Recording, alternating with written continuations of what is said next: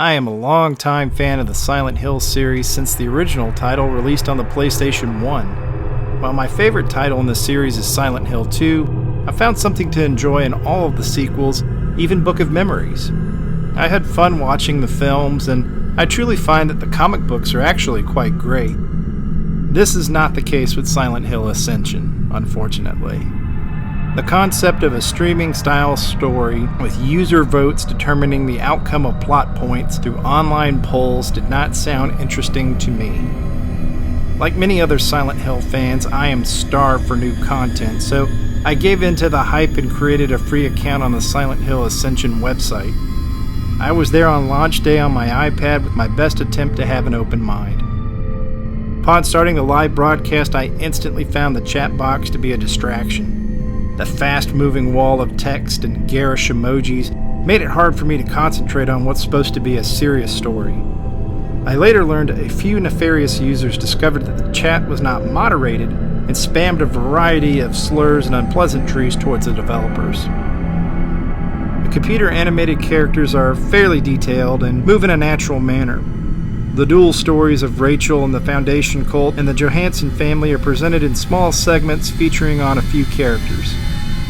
While I've heard other fans complain about the acting, it seems to me that the script and the direction are weak and not well suited for this format.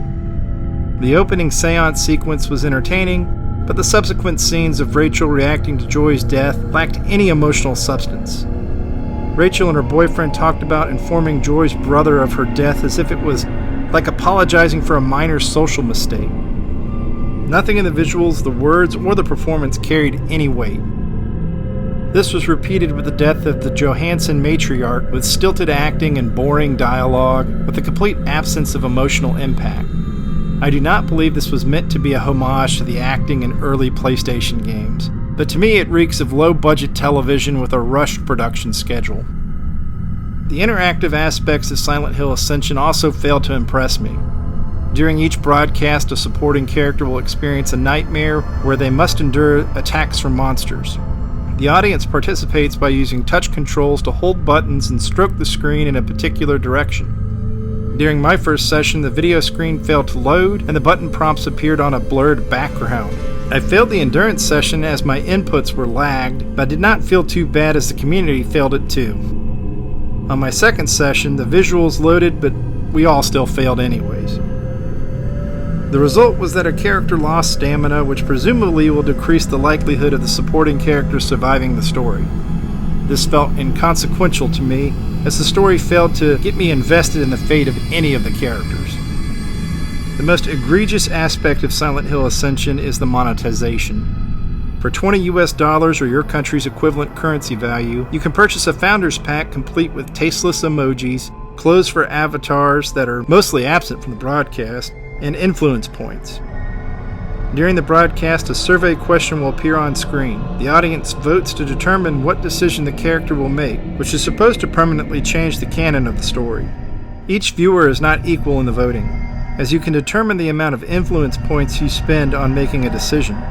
Viewers who spend real-world currency can purchase greater amounts of influence points, allowing them more power to determine the character's decision. The model favors whales who spend more to get more voting power. You do have the option to play boring puzzle mini-games to get more influence points, but eventually you must pay real-world money to keep playing the higher levels of the mini-games to get more influence points.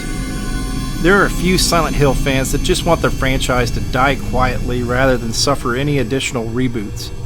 But I do believe that many more fans still believe the series can be revived with the right team. GenVid is not that team.